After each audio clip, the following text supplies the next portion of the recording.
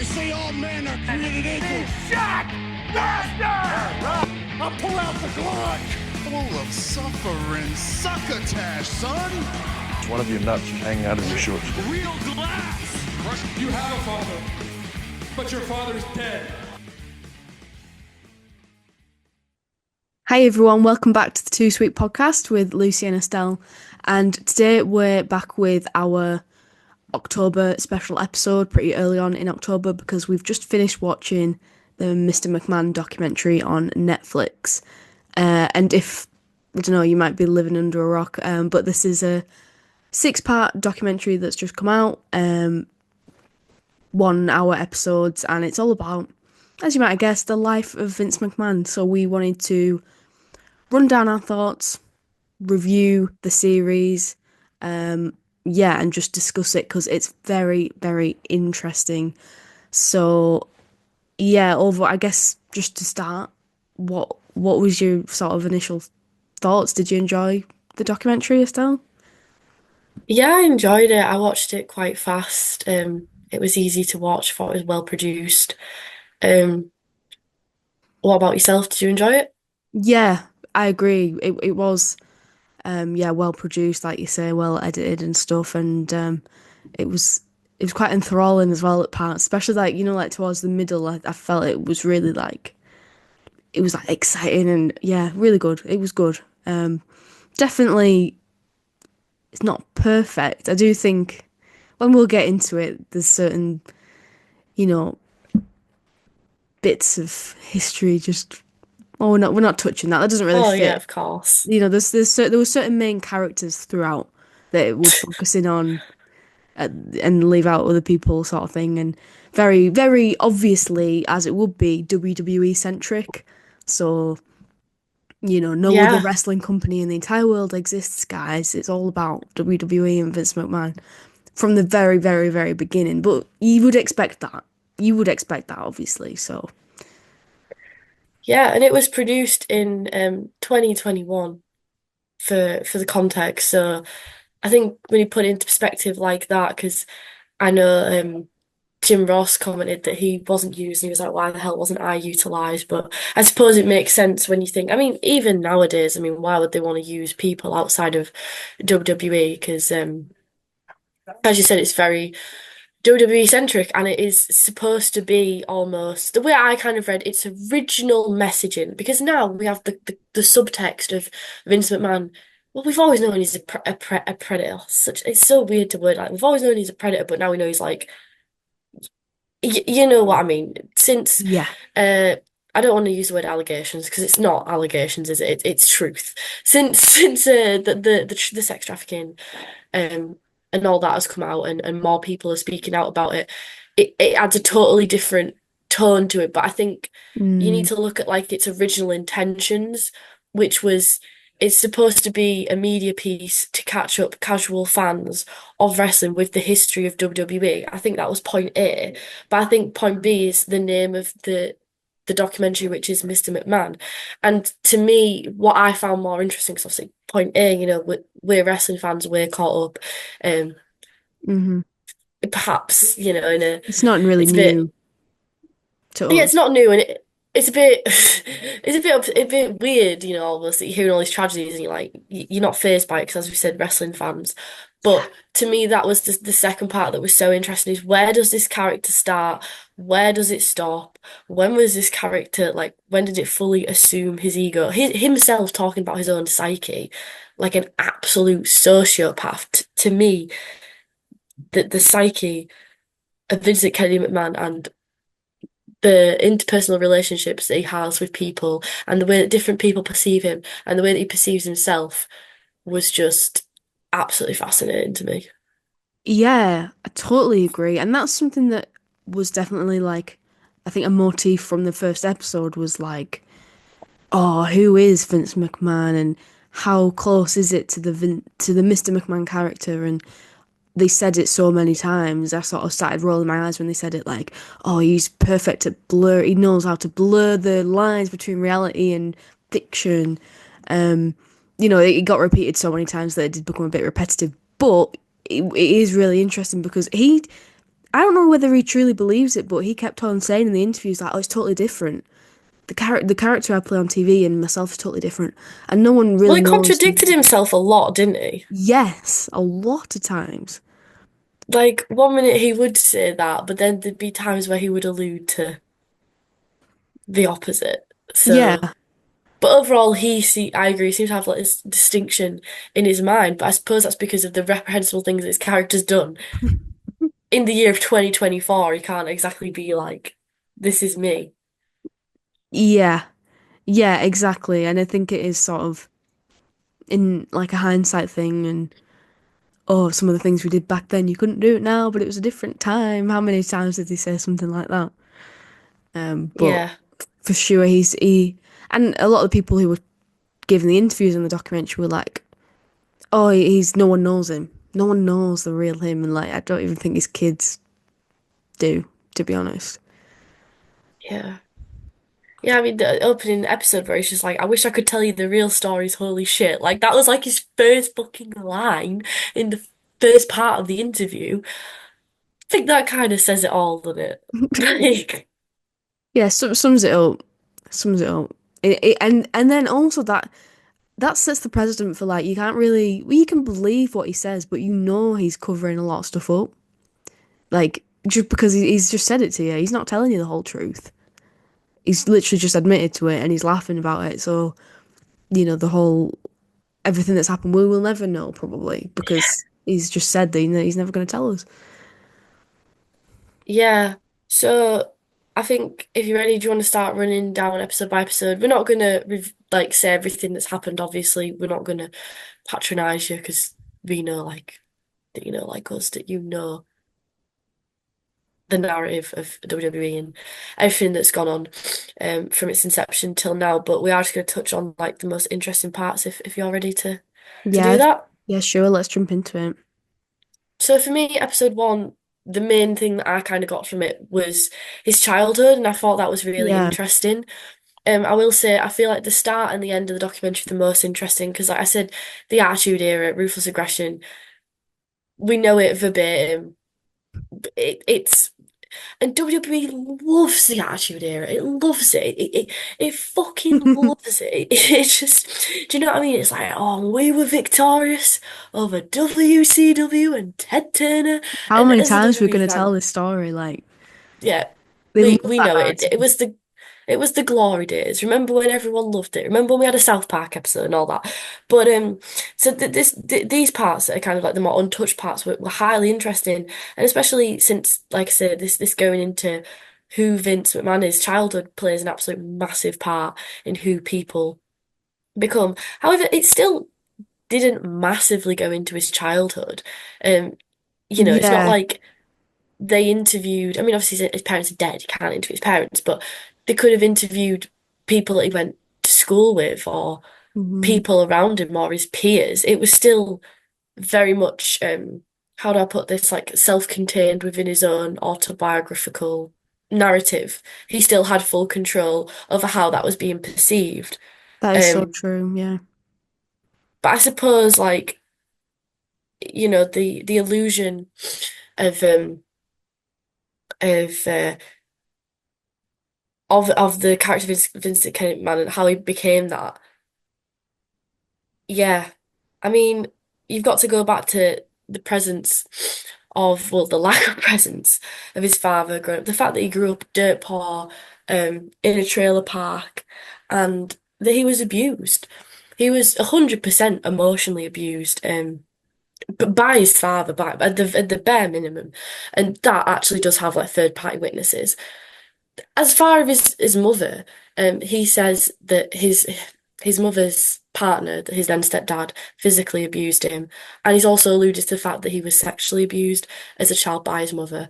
Um, again, you wouldn't really question that because it makes perfect sense as to the type of person he's kind of grown up to be. I am absolutely not saying that if you are abused, you go on to do terrible things. But unfortunately, it's a cycle that abusive people tend to abuse other people.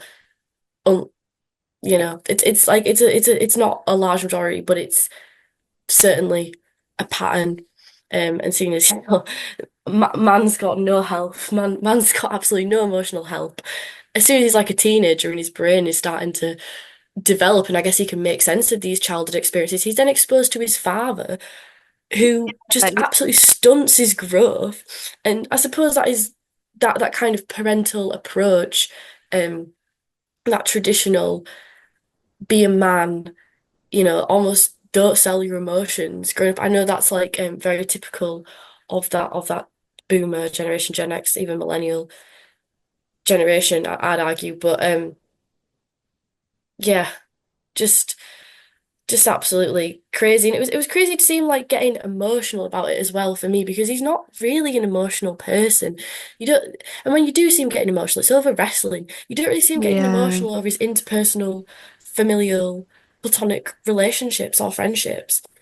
So when he was talking about him tearing up about the day that his father told him that he loved him, after he'd managed to build up the territories on his own, buy him off his dad and then create the WWF and then expand that and buy up all the talent. At which point he had to prove his love, that he's worthy of love from his father. The fact that he was like emotional over that kind of said it all. And then cut to fucking Tony Atlas, who was like, I don't think he yes, ever really liked his dad. It was yes. I put this down as well. The comedic timing of that, the editing, just Tony Atlas. I don't think he liked his dad. And, oh my God, Tony Atlas throughout this thing was. I loved him in this. He was very real. It felt like he was just saying it as it was. And yeah, I love that. And I don't know. I've literally just watched episode 6, so skipping right ahead, and we'll get to this later. But this cycle was just repeated with with Shane. It's literally the same thing. Shane is just like, I feel like I need to prove to my dad. I need to be worthy of his love. And Shane's getting emotional when he finally gets a hug from his dad, and his dad says that he's proud of him, and it's like it makes complete sense. You just see the reflection of how Vince's dad treated him and how he then treated Shane, and Vince literally says like, my dad never patted me on the back and said, where to go, and that's okay. But is it because you've Yes. turned out the way you have, and then you've treated Shane the same way, and then Shane's turned out with this ultimate sort of chip on his shoulder that he feels like he has to prove himself by basically killing himself on TV. Oh, and yeah, like you say, that it's cycles of, you know, he doesn't know what a real father relationship looks like, so then that's how it manifests itself. Yeah, it just come from ultimately wanting to make his dad proud, like Vince Jr. trying to live up to the sort of reputation of Vince Sr. Very, yeah, first episode, I do agree with you. It would have been interesting to get a deeper look into his childhood. It kind of skipped to the bit where I think was he 14 when he first met his dad for the first time, and we kind of just skipped into that bit, and it was sort of brushed over. But Vince said in one of the later episodes, like, I don't tend to look back because maybe I'm scared of what I'm going to see when I look back, which Yeah. also says a lot. Yeah, that repression of emotions in 14 years is a hell of a long time. A hell of a lot of development can go on during that time.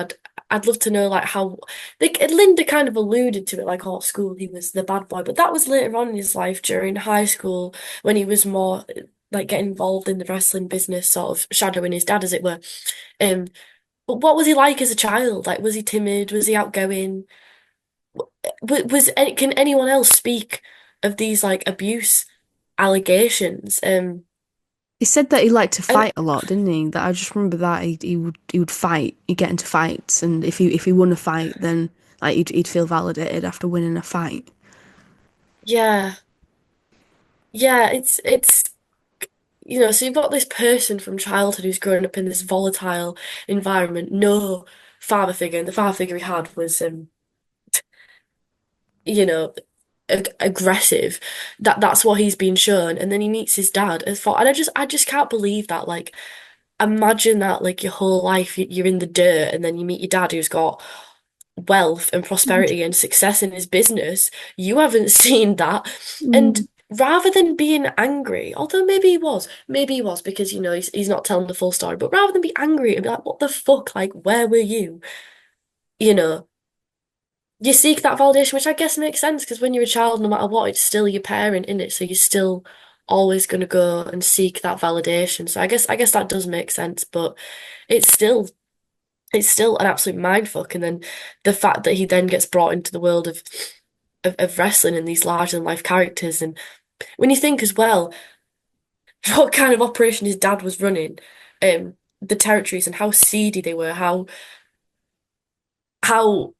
the shit that was going on, that he was probably exposed to.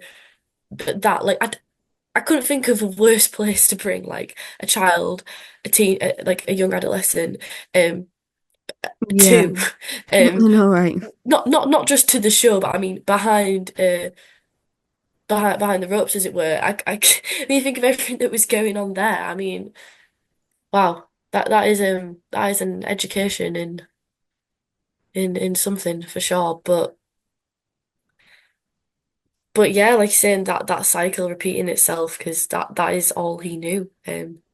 But it's almost like the way he kind of tells it is he kind of spins it like he saw it as a positive because it made him want to work harder. Yeah, And I suppose because it worked out for him, he did work harder and then he reaped the rewards of being able to run a successful business and buy his dad out, and the vindication that he would have got from that at proving his dad wrong. I mean, there was a lot of talks of the friction between the relationship, especially the um the business decisions that he was making, um, going into the other territories, and buying up the talent, buying up, your Dusties, your Junkyard Dogs, and all that, and how that was perceived, but that's what got him on top. And then you look at WWE now and the ethos it has now, and even without Vince McMahon, the legacy of Vince McMahon to me is that ethos and that work rate because it's still imprinted on everyone in WWE, from the talent to the management, even without him there, they all have that ethos of like, you gotta be we've better. got to You be gotta zoned in. It's work. WWE only. It's dog eat dog. It's only recently that hell that they started working with TNA and bringing talent in from there and having that working relationship. For so long, WWE has been so isolated, and it's almost like I don't. Some people might, think I'm taking this too far, but it's almost like a cult. Yeah, It's almost like a cult. yeah, for sure. Sorry. No, you're right. I think you are right. And for so long, Vince was the cult Look leader. at the fans.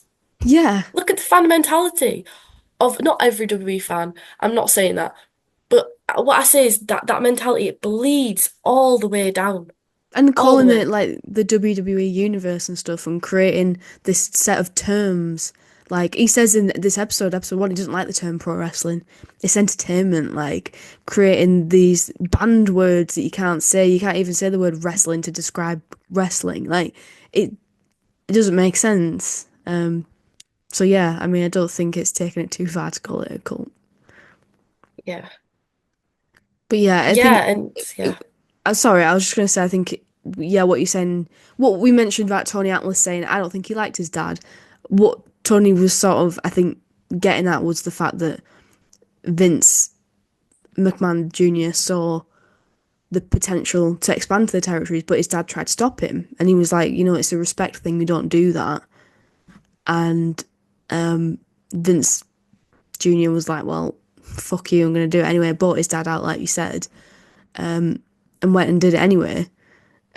And yeah, and that was, he went against his dad's wishes in that way and did like outperform his dad. And I think that's sort of one of the ultimate things that he feels proud of is the fact that he could, well, it, he probably sees it as like, he took what his dad made and made it better, but in essence, he went against his dad's wishes, and he said, what was the quote? I don't know if it was good for the industry, like what he did, like taking over the territories and stuff, but it was good for my business, and that's all I cared about. And Yeah. that's it. That's pretty much sums up his attitude throughout the whole documentary as well, whatever's good for business. But I think it is interesting that like he acts like it was all self-made, but it doesn't really acknowledge the fact that so many of these stars were handed to him by his own dad. So people like Andre the Giant, that was huge for him. Like without that, what could he have done? And also people like Bruno Sammartino were huge. They were already huge. It's not like Vince made wrestling huge. It already was. He just changed it a lot. Yeah. They put a large emphasis on Vince making stars, but I totally agree with you that that Vince knows potential in people and he knows what is good, what he can get over, you know. But I'm such a proponent of the fact that WWE's success and Vince McMahon's success has largely been luck and other people failing around him, which he has taken Yeah, advantage of, which is a yeah. skill. It's a skill to take advantage of other people's shortcomings and know. I mean, you look Spot at opportunity. yeah, you look at WCW and you look at their downfall and you look at the Attitude Era. Well, they just copied ECW. They literally Yeah, just copied ECW and then snapped up all the talent from there when that went under, along with Paul Heyman. Like, um, the PG era, yeah, it's brought at the end of the documentary, like WWE's never had more commercial success, but they had to do that because of the scandals they were facing yeah, and the need for, exactly. like you said, the desire for money above all else, the desire for sponsors above all else. Everything has been like forced into a corner. And I give you that. When WWE's forced into a corner, I mean, hell, even look a few fucking years ago when it was absolute shite and AEW was just in its early inceptions. It claws its way out. Look at when the indie scene was booming. Who's the first one on that market? Who's the first one who's got their thumb on that pulse? But they don't create it, and they love to think Yes, that they do. exactly. Like the women's revolution, and it's like you say, creating these terms, creating this like this narrative, and they're so good at that. And Vince is so good at that, and that's why WWE is so good at it because he is the leader, he is the maker. Um. And he's like I said, he's installed that ethos into every single person who who associates with the company. Yeah, exactly that. And also another line from this episode was like about taking over the territories was I'm not taking anything from anyone, I'm building on it. But like and then the interviewer sort of called him up on that. I think it was in episode 2, or might have even been episode 1. He Yeah, was like, "Do you not see similarities in what WCW was doing with poaching your talent, offering them better money to what you did in the territories?" And Vince is like, "Well, no, because they were trying to smash me. They were they weren't competing with me. They were trying to destroy me.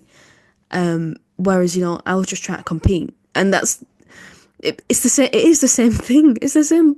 yeah, It's just it's a perfect example of him trying to weave the narrative to fit his own the way he's told it in his own head, because he's like, this is going to paint the company in the best light, and it's just like twisting the words. It's a very careful choice of words to make the brand look as good as possible. yeah. And I genuinely think he believes what he says though, Yeah, because if you link it back to childhood and child trauma and things like that, I think him saying that he can't confront those years, it shows his where his mindset's at is that he is in self-defense mode. He is the victim, and he cannot confront any other reality that says otherwise. And that's why even when he's doing these heinous things, I'm sure that he can justify them to himself. I'm sure he sleeps well at night. I'm sure he yeah, sleeps well at night. yeah. He definitely does. I don't think he sees anything wrong in what he's done, and if he was to apologize, I wouldn't believe it.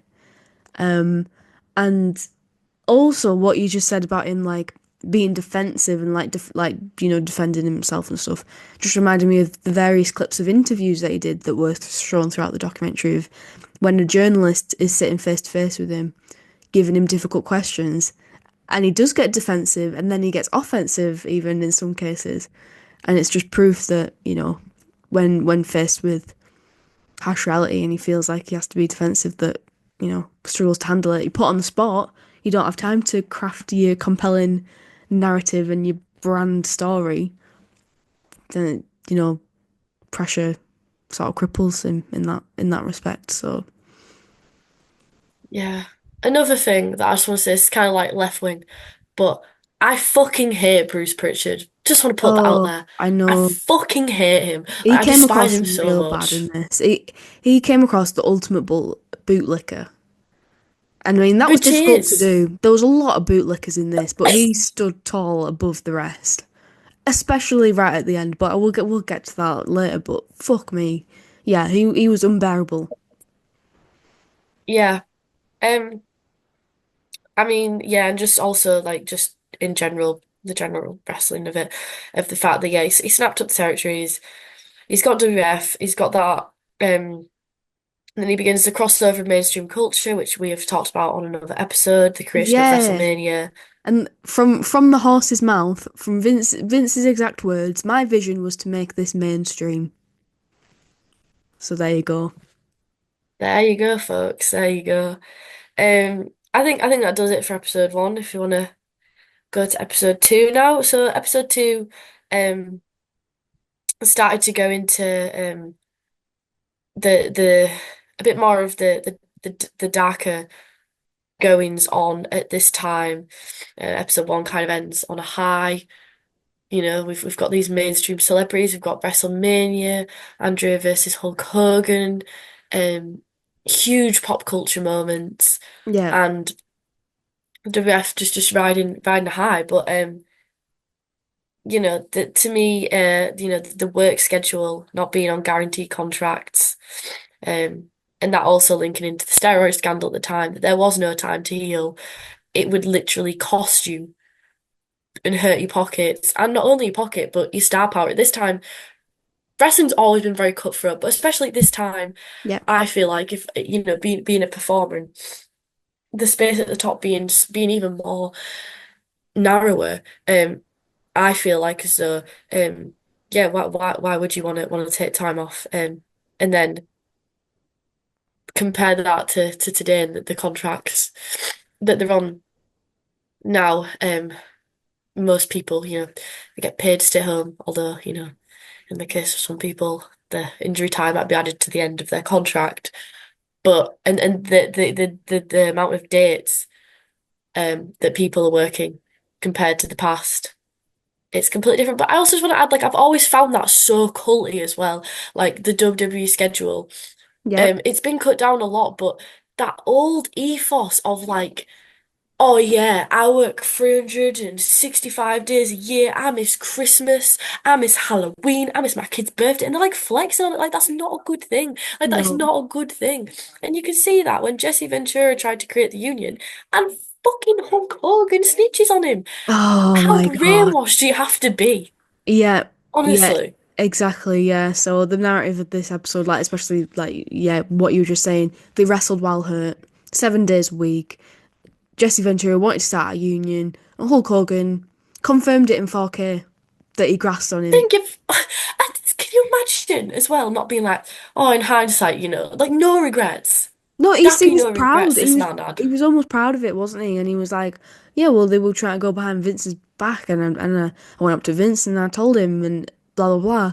So then giving Vince all the leverage. Always found that absolutely bizarre. Because even guys like Seth Rollins springs to mind as Oh one my of them. God. Yeah, I think we've talked about this on this podcast before when the grind drama happened, and it's just The like, grind drama. yeah, WWE wrestlers like do still romanticize and glorify this, and just how like if you're not willing to put the work in, then you don't deserve to be a wrestler, and like that's part of the business. You got to make sacrifices, and it's just like if AW is adapting and evolving to not have to do that, is that a bad thing? No, it's not. Like, letting these people spend time with their families, spend time at home, be a normal human being, not have mental health issues, not be crippled with pain and relying on pain meds their whole life. That's a good thing. If you can find a business model that works around that, that's fucking great. And okay, fine, you might enjoy being on the road 360 days a year, but not everyone does. And it doesn't mean they're lesser than you. It's just this, like, what's the word? Like superiority Mentality. complex. Yeah. Yeah, for sure. And th this is where it stems from. This is where it all comes from. Yeah, Um, but yeah, and the steroid the steroid scandal and things like that. It wouldn't even exist if these wrestlers were given time to heal and not. I believe it's Bret Hart that says that Vince treats his wrestlers like circus animals, yeah. Hmm. like props, like a commodity. And if they weren't being treated like that, then they would have had to rely on these heavier drugs, on the roids, on the H and all that. Yeah, obviously made me laugh that they had to get in the WrestleMania free attendance numbers. And then we talked about Hulkamania, the phenomenon of that. And then this is when it kind of started to take a darker tone, and we got into, as I said before, some of the undergoings. Tony Atlas very candid throughout this interview and just going, "Yeah, we abuse the hell out of women, all of us." And it's just this is wrestling though. This is wrestling in the fact that to a normal person who is not a wrestling fan to watch this to be shocked, and I was shocked hearing this as well.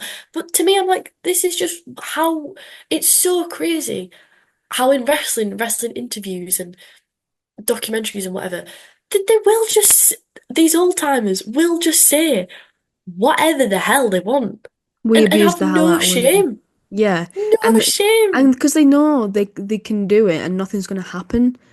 Yes, they might get backlash from people online, but there's no consequences because they've been there and done it. It was in the 80s, and it was okay then. So to them now, it's okay for them to, they talk about it as if it was fine because at the time it was, and in some ways it still kind of is, that came across really starkly in this for sure.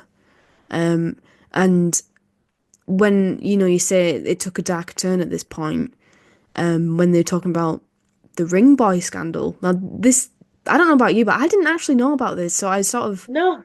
it, it rang a little bit of a bell. Like, I remember hearing something about Pat Patterson, but Mm. the details of this were new to me, and I was surprised that it was able to give me something new that I was surprising to me. And this was really horrible to find out and listen to. Really, really nasty stuff. And then not just that, also Tony Atlas again, basically saying that Pat Patterson would sexually harass him in the locker room, but to him it was just a joke, and he didn't really, obviously he didn't see that for what it was at the time. And the interviewer being like, "So did you complain?" And Tony Atlas just laughed in his face, said, "Complain to who? Vince? Like Yeah. how he's the one he knows about it. Like you complain to him, you lose your job." And that's the power dynamic that's continued up until today. Yeah, and then people wonder, oh, how was Vince able to get away with this? And also, as I've said Exactly. many times on this podcast, there are so many people that kept those secrets Yeah. that are the Vince McMahon to the Pat Patterson scandal, that are those proponents.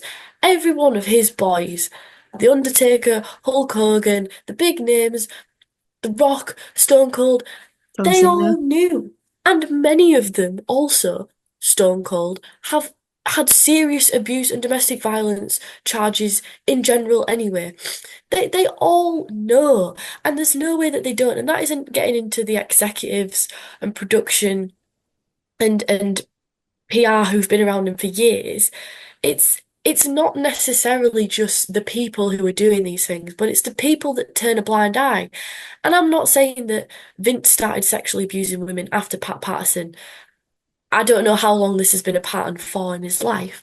But what I will say is if you see that and you see that, oh, like, this person's getting away with it, well, I can get away with it too. And so Mm, the cycle repeats, and there'll be so many more people who will have done things that will never get exposed, who maybe aren't even on like a high management level or a wrestling level. Maybe they were just yeah, on production, maybe they were just yeah, security. But if that attitude, and it's like you say about Tony Atlas, which it was, the way he laughed, almost like comedic, yeah. like, "Well, He who just, am I going to tell? Like, yeah. who is he going He to tell? laughed. Exactly. He just laughed in the face of the interview, like, "Don't be fucking ridiculous. What a stupid thing to suggest," Yeah. which you Um. can't blame him for. And I say the Ring Boy scandal. No, I wasn't fully familiar with that. I knew Pat Patterson had allegations going around it, but I didn't realize the full scope of it. And yeah, just how tragic that these young boys coming in, putting the ring up and down, just being almost like a stagehand, as it were, um, for Pat Patterson to exploit them, and for Pat Patterson to be such a celebrated figure in the WWE as well for so long. Yeah, and he was sort of painted as this legend, like, oh, first openly gay wrestler, and what a legend of the business sort of thing. When everyone must have known about this, what had happened, but it was just, I think, was the lawsuit like thrown out or something, like as is normally the case. Probably got a big Yeah, payout, and people use that as fodder for, oh, well, it can't be true. They dropped it. No one ever got charged, and it's still, we're seeing that repeating itself today as well. yeah, that's such a common mentality of unless it actually goes all the way through. And you think about other people. I've just remembered Jerry Lawler, people who weren't even mentioned in Yeah, this I can't believe they didn't in this mention that. conversation. Yeah, And his goings on, I suppose, because he still has ties to WWE and they don't want to get rid of him. Um, yeah, so they'll just keep they'll just keep spinning that wheel. But yeah, and then the um the the Rita Marie situation, a female wrestler, not female wrestler, female referee, one of the first female referees, I believe, in the business at the time. yeah. Um, and the situation with that was that new to you? Yeah, yeah. That was new information. And again, it's sort of like, yeah, I've heard that Vince has been accused of many things over the years, but specifically, like, I wasn't fully aware of this and this whole sort of details of this. Yeah, and also that you know, Vince McMahon talking about that and saying that it wasn't rape. But even if it was, the statute of limitations. The balls to say that. Like, there's just several points where I just felt like the audacity. Because he's basically admitting it to me in saying that. But he's like, what the fuck are you gonna do about it? And Yeah, it's like you say with lawsuits being thrown out and statute of limitations and Tony Atlas's attitude of, well, it happened in the 80s. And it's like, yeah, they know that even if there's proof and legs behind these allegations because of the statute of limitations, they're never going to get charged for it. And in wrestling fans' eyes, if people aren't charged. and society But in look at Jerry general. Lawler. Even if they fucking are, it doesn't make any difference. Exactly, it's ridiculous. Yeah, and wrestling fans, yeah, but society in general. Unfortunately, that's just a common mentality, isn't it? Like, you choose to believe, you choose to protect the hypothetical success of a male over the well-being of a woman who, oh, she might be lying. It's it's just it's a horrible cycle because people will say, why didn't you report it sooner? Oh, why didn't you do anything about it? Well, you should have reported it straight away. But then if you do report it, it's you're a liar. Or you're just trying to ruin his career. Blah blah blah. Yeah, I just couldn't believe, like, know, just the audacity to just say that and to just look the camera in the eye and know that this is going out and people are going to see it. And to me, that was just like such a fuck you. Um, I mean, that's just his so attitude to these types of allegations in general, isn't it? Just like yeah, he's just proved it by saying that, and again, just confirmed it in 4K, what we all sort of already thought. yeah, we all know it, and it's like with as I say, this documentary has a different shade on it almost with the current situation, the lawsuit, the investigation that's going on. Yeah, But it still, I don't know, something about that just it still hits different to just see it be said. It just yeah.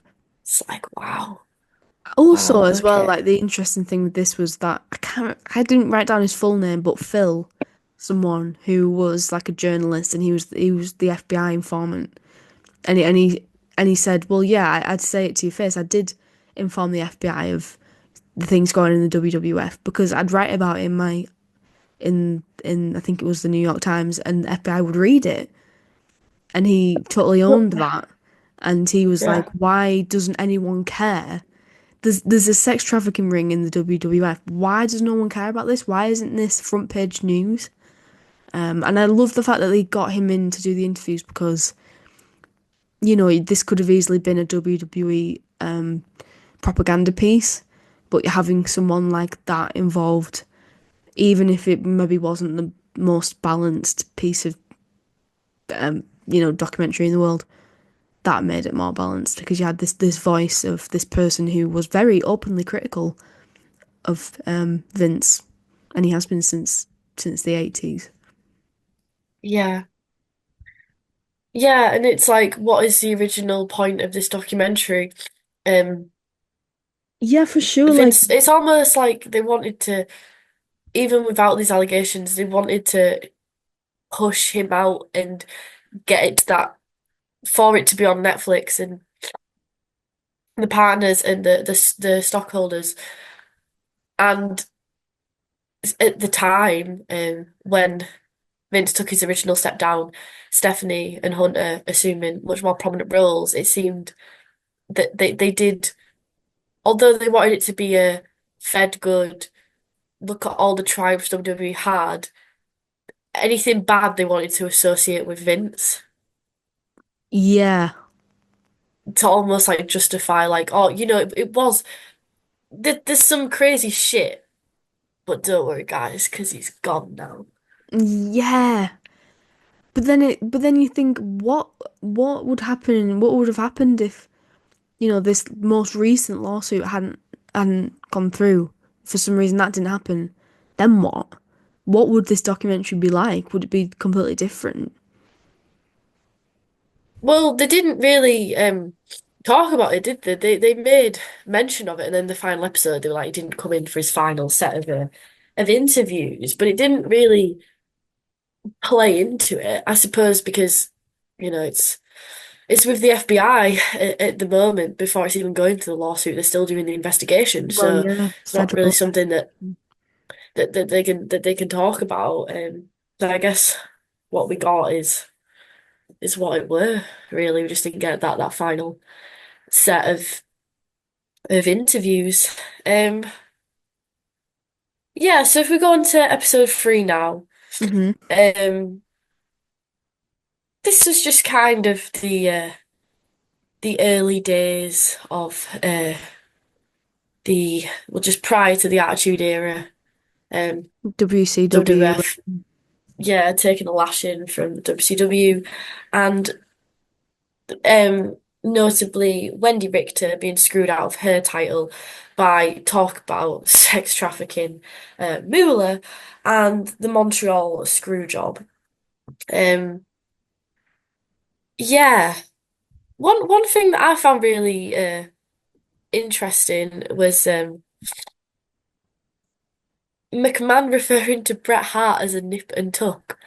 Um, because essentially Hogan had gone to WCW at this point, and they needed a top star who could who could move merch and fill seats. And he signed him to a 10-year contract, which he then couldn't fulfill the payment Couldn't for. pay. So, that's why he went to WCW and he tried to look like he was doing him a favor. That yada yada, you all know the story. Um, but I just found that really contradictory because it's like you signed him to a 10-year contract and you've got the world title on him, you're pushing him, but then you're referring him to, oh well, yeah, it was always temporary with Brett. Brett was never meant to be the guy. Well then why were you trying so hard to lock him down? Yeah, like acting as if he was like a plaster, temporary solution to the problem, but like your actions say otherwise in this situation. Yeah. Um and the two screw jobs almost. Being so close together. And I also found sorry, yeah, I was just gonna say it's funny how Brett was like, "Well, I saw what they did to Wendy Richter, so I didn't trust Vince," and he sort of saw it coming, but there was yeah. nothing he could do about it.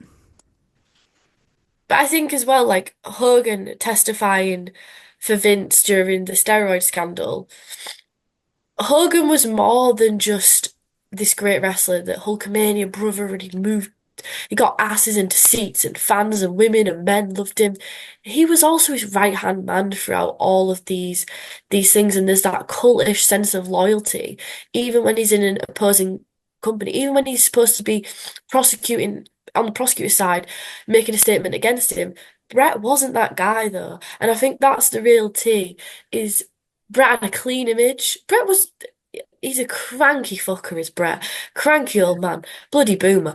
But do you know what? He's not a bad guy. He's not Yeah. seedy. He's He not he abusing has women. He's he has every right to be cranky. God bless him. Like this shit he's been through, and oh, I don't know. all right.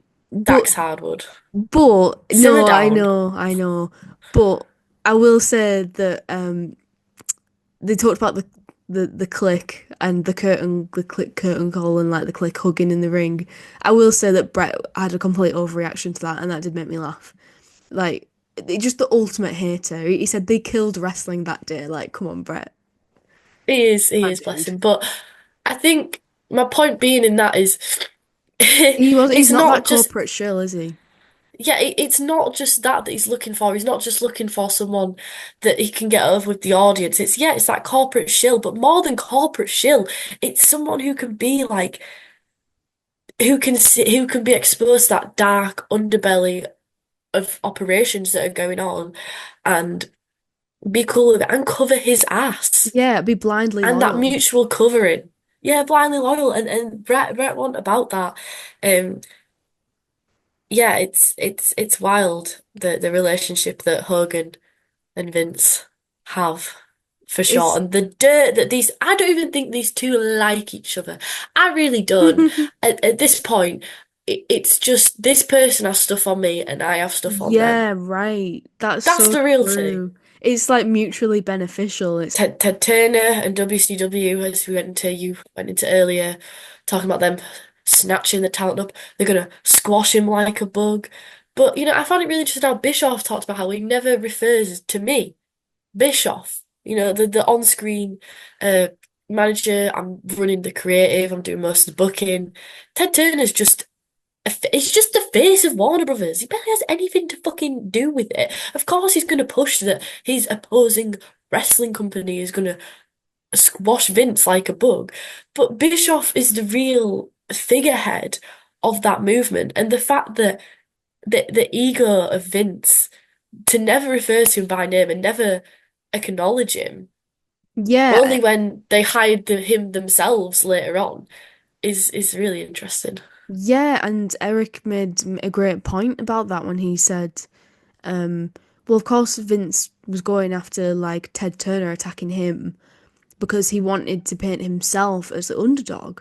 So he's painting the narrative as Vince McMahon and the WWF and this small family run business against the billionaire Ted Turner because he doesn't want to admit that he's losing to Bischoff, who is a newcomer in the business, who's not been a booker for very long, but he's absolutely kicking Vince's ass in the ratings and stuff.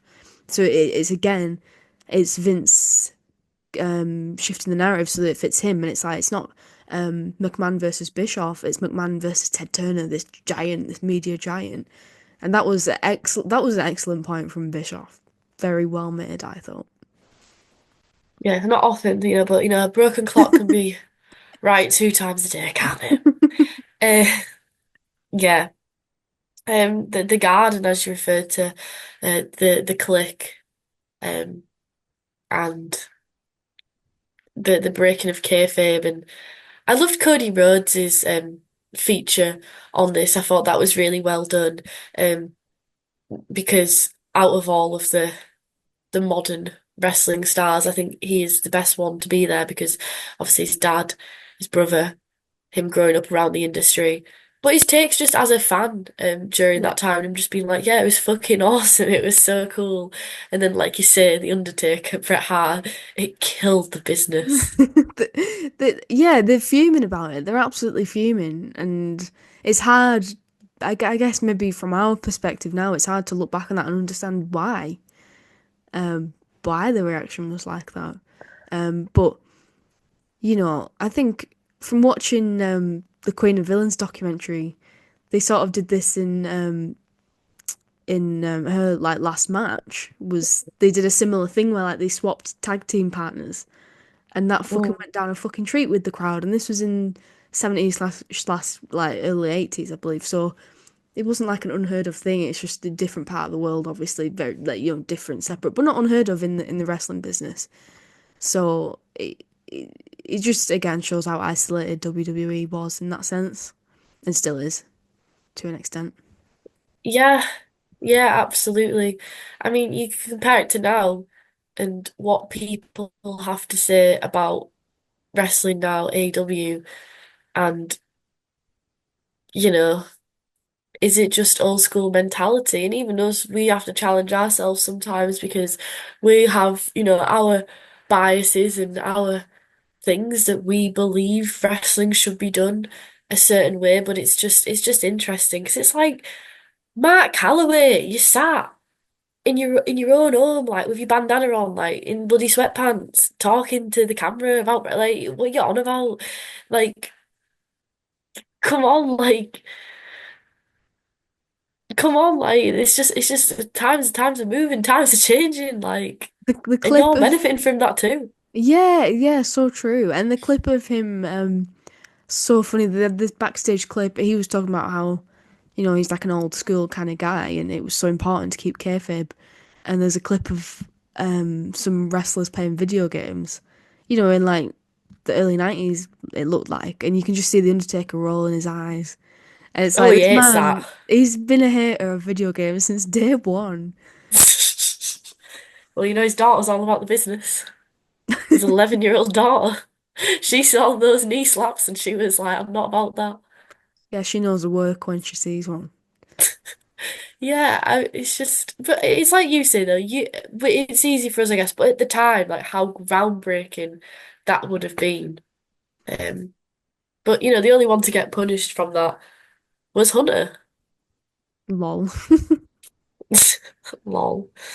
But he came out on top, and he's now fucking running the company practically. Well, the creative section of it anyway. Um, yeah, let's go on to episode 4. Um, so this is really when we start to talk about the creation of the Mr. McMahon character due to the fallout of the Montreal Screwjob, the heat that was generated. He capitalized on that. And they talked about Vince's desire to always perform and be larger than life. And I found it really interesting when he was talking about, I don't think I actually wrote it down, but the that wrestler that he looked up to when he Yeah, was the younger, doctor. Yeah. Doctor. Can't remember what his name was now. That's annoying. I But should have wrote that yeah. one down. But the way he connected to him, who was also a heel, may Yeah. I add, um, He and said the he fact never that they liked were, the good guys. yeah, the fact that they were, which is so interesting because his whole thing is like trying to create the next Hulk Hogan, the next John Cena, the next big baby face. Yeah. I suppose it's all about money in it. Driving down the freeway, um, and this guy just not giving a shit about his welfare and not giving a fuck about like the law and him obviously as a young child thinking that is the coolest thing ever. Yeah, But you can see the way his eyes light up even when he's older, talking yeah. about it and how he was like, Um, that's what I want to be. it was Dr. Jerry Graham. To Jerry Graham. Yeah, and he sort of mirrored his the way he walks after him, and he was like, "Yeah, that's who I want to Mm, be like," because he was I want a rich. swagger. And when he was like, "Oh yeah," he brought me in his car, and we were speeding down the highway, and I was like, "God, that's a bit weird." That whole thing was very weird. It's like, why have you modelled yourself over this man?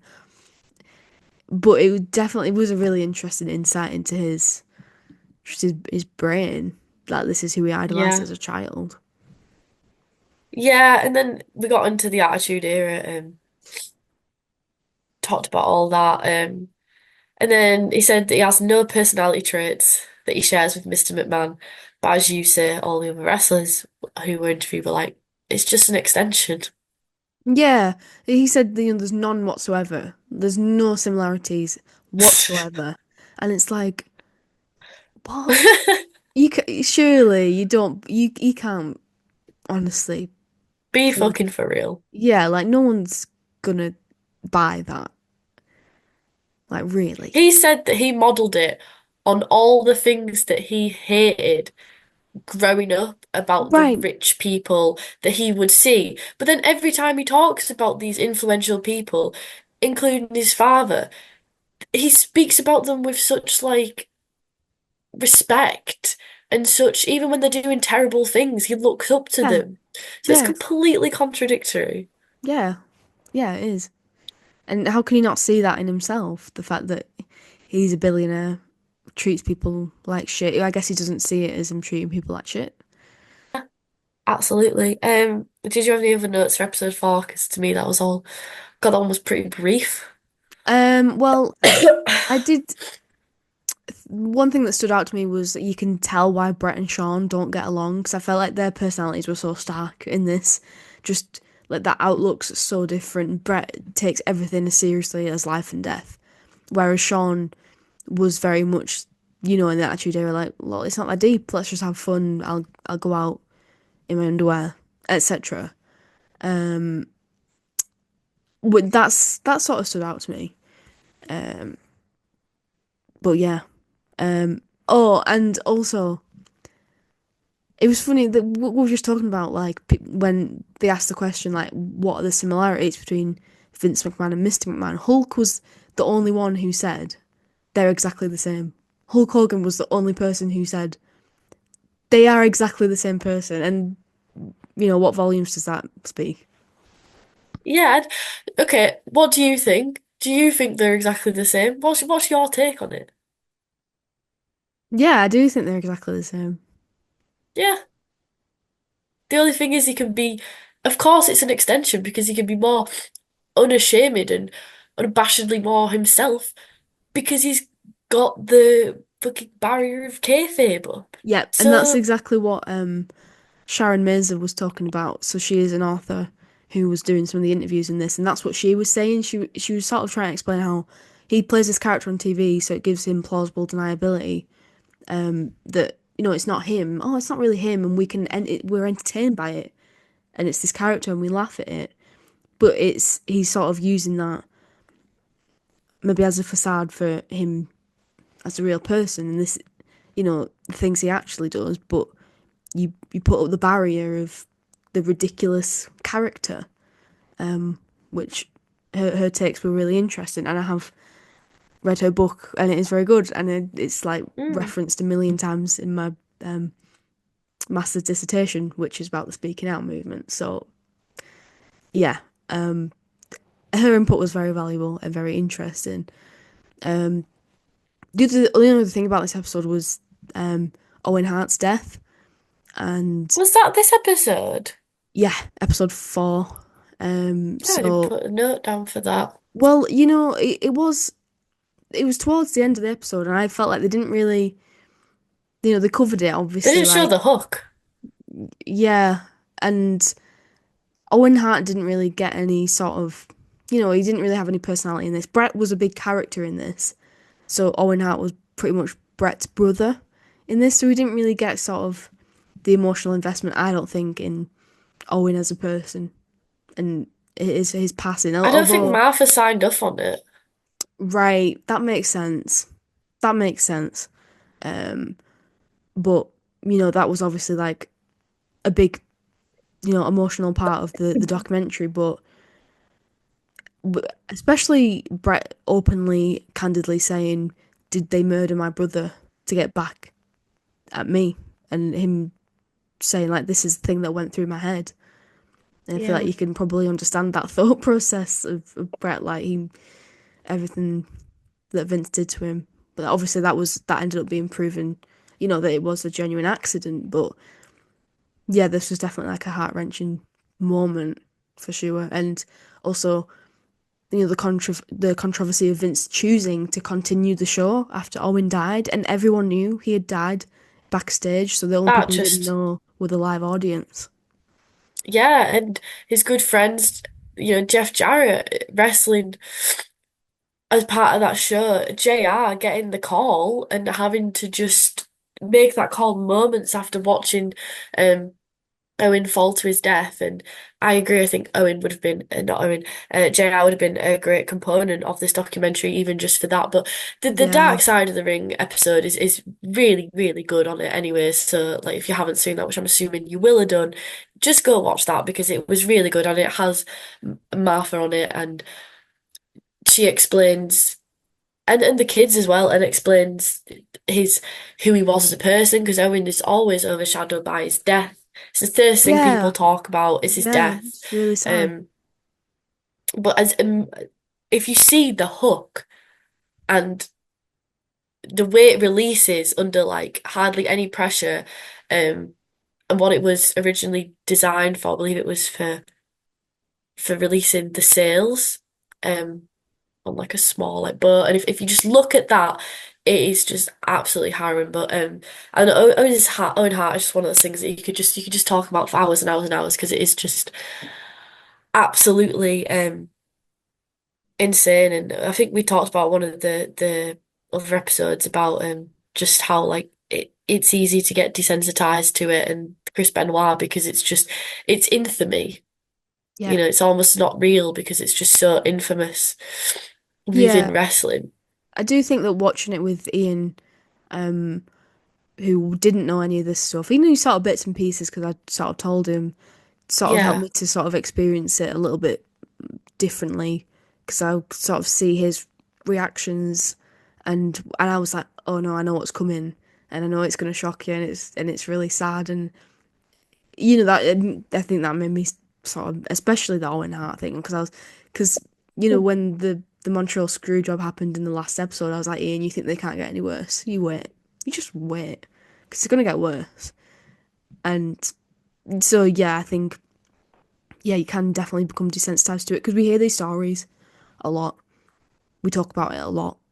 Um, so, but I do think the doc did a good job of if there is someone who doesn't know these things, portraying them in a effective way, and it's in a sensitive way, but also in a like, you get the gravity of the situation as well if you're not familiar with it. Yeah, it was almost like a speed run of it, so Yeah, you there didn't wasn't loads of detail. but that's just the way it was because it was talking to me. That's why on this review it's trying hard not to get caught up in talking about these things because I don't think that's what the point is for a casual fan. This is what happened. Here's ABC points of it. We're not going to give you the whole alphabet of it though, because you're not a wrestling fan, so you don't need to know all the context. But it's how Vince McMahon reacted to these situations, and it's like you say, continuing the show on, And knowing yeah, and getting away with it, and his completely getting away with justification it. still to this day, and he said, "Well, if it was me splattered on the mat, I'd want it to continue." Like what? But then I know he was sort of paraphrasing what Brett had said, which was, "Well, I think if it was Vince's son Shane splattered on the mat, then he wouldn't want the show to continue."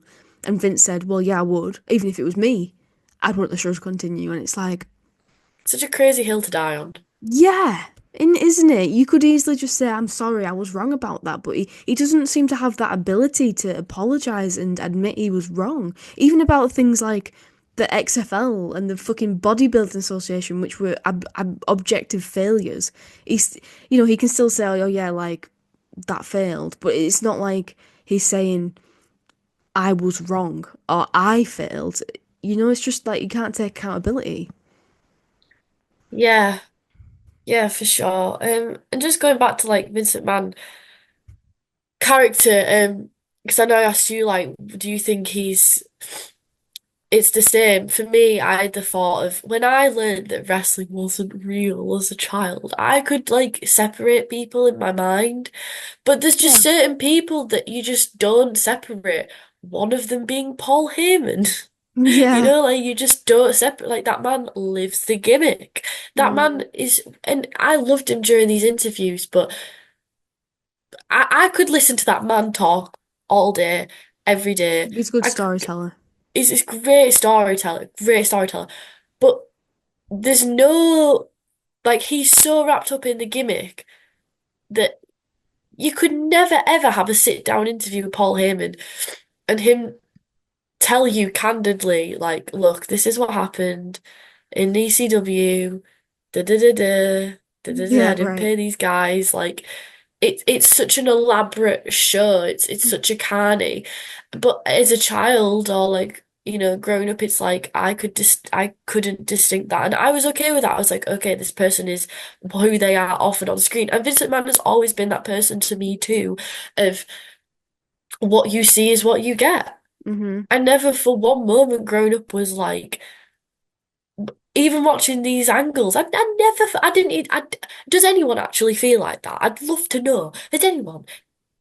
Prior to this documentary coming out for, or do you know what? Like, they're completely different. Vincent Mann, when he's not at work, he's such a family guy. Like, he's so wholesome. Like, he's freaking walking kids in nature. Like, who's actually thinking that? Because, like, I don't yeah, think people to that extent, but I do think that people probably have deluded themselves to the point where like, oh, he's a good person, really. Oh, he's a good person. It's just he just plays up to his public persona, like, well, really Bruce Pritchard be an example. true. You know what? True there, Lucy. Um, episode 5 then. So there was a lot. There was a lot in this part, and like I said, this is when it really started to pick up after the Attitude Era in episode 4. Because those things we said, infamy, we've heard many, many times. Something. This was one of my main takeaways was the relationship that Vince has with Stephanie and Shane. Obviously, I've Hmm. always known that it's not been a conventional familial relationship. Mm. But my heart, for the first time, I think, really felt empathy for them both. Like, I've really got it in a way that I just haven't before, of just how exploited they were growing up and to this day, Yeah. and just how sad their relationship is, and how, like you said, they don't even know their dad really, um, and how their whole life they've been pitted against each other. Yeah. And been made to fight for his validation. Yeah. And yeah, I think it's easy to not look at it in that way and like of like, them being but that's so true. And he was like, oh, how do you feel being a character on TV? How do you say no to your dad who, who you want so desperately to be loved by him? He's very powerful in and of being your father, but also being the boss of this company, and they desperately want to be involved in the company because all their value of their family name has been placed on this company. And oh my God, yeah, it was really, I found this episode very weird and I didn't even know what to make of it, especially the sexualization of Stephanie. And how do you even start to unpick that? It's disgusting. And Steph just being like, yeah, it was a little bit weird, but of course she can't process that shit, and she's being asked to process that on in front of a camera, how difficult that is for her. And then Shane, like you said, they're being pitted against each other, and Shane's constantly got this like like inferiority complex because he felt like he should have inherited the company and he hasn't. It's a lot to unpack in this one. Yeah, for sure. Um, the sexualization, the slut shaming of Stephanie. To this That's day, those clips crazy. still circulate, and they're like, haha, so funny. Rock owned her. And I don't know, like, obviously, I wasn't watching that live at the time. I didn't grow up around that. Um, so I don't know. Maybe if I did, I'd feel slightly different towards it. But found, I never found you entertaining. I never found you funny. Like, I'm like, what? Like, I've never really gotten it. And it's always like made me just feel like weird and uncomfortable. Like, even as like, even younger, like, I've just never gotten it really.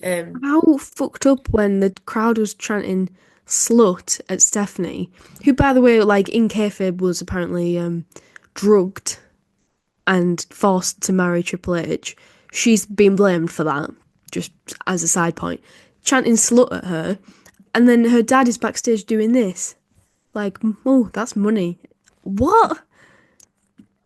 Just Yeah, essentially what? just pimping her out. It's Yeah. maddening. It's absolutely maddening. And yeah, like the fact that she comes across, you know what? She does come across as such a nice person. And the people, something that's also got to me is growing up, I did not like Stephanie McMahon. I did not like her during the women's revolution. Yeah, I did not no, like her as an same. authority figure. Not that she was supposed to be liked. And it's interesting because just like I didn't make a distinction between Vince, I never made a distinction between Stephanie. I just always assumed like she was a cunt in real life as well. Um, so I never really liked it. Not that this document's changed it because I've been feeling differently about it for a while now, but it always stuck to me how the women's roster would always speak so highly of Stephanie and how much like she helped them. And I'd always be like, what? Really? Well, But I yeah, think yeah. you can really like see during this documentary that this is just a woman that just has not processed any of the trauma, like Mm, at all, and she doesn't know how to. And that bit where they're asking, um, what was the angle on? She's like, oh, I can't remember. I don't want to talk about it. And then Vince is like, I think I impregnated her. And it's obvious that she knew what the angle was, but she didn't want to talk about it. And I don't know. I think no, she's never really been outside the bubble of WWE. Even when, I'm sure that her and Triple H have a great relationship. Her and Paul have a great relationship, but even like that, like her marriage is a wrestler. Like she's so entwined with the wrestling business, been primed to be protege, and she can do what Shane can't in that she has that corporate savvy mm. about her, and she will do anything that is asked of her. She will go out. Not that Shane won't, but it's just I don't know, it's just different, in it? It's one thing to go out and do all these crazy spots, and it's another thing to go out and have that emotional acting. And I think in Vince's mind, like that counts for more because he's more about like the story and the public image, and she can portray that very well. But yeah, it definitely like opened my eyes to her a lot more. Yeah, for sure. It's yeah, it was hard to to watch that. I think not get some sympathy for her and the stuff that she's been through, and she was sort of like, I did everything that my dad asked of me, but that incest storyline being the only thing that she said no to, and it's just fuck, what a horrible position to be put in as a young girl, especially some of the clips how young she was. And God, yeah, it's crazy. But I think the way she was presented in this was like, you know, she was like Vince. Oh yeah, she's like Vince. That's why she's sort of took over rather than Shane because Shane's too nice, and she's oh you can't take advantage of her. I just think is that because she's a woman and like just like if she's taken after her dad and being assertive and stuff. Oh, so she's mean. She's not as nice as Shane, sort of thing. And it was kind of presented as a good thing, I Mm. suppose. But I don't know. She can't be taken advantage of, but here's her whole career of her being taken advantage of. And maybe Yeah. cynically, maybe she's being portrayed with such an angel edit. Um, because as I said, the motive of this documentary to promote this Yeah. next generation of management, I don't know, but Yeah. for sure, I mean, it's just crazy. And then you look at Linda and how just out of it she is. All she cares about is a fucking Republican fucking campaign, like a whole life just politics, not questioning anything that's going on. And I'd be so surprised if she didn't know about all the other allegations that were going on as well. Just the dynamic of that family. It's fucked.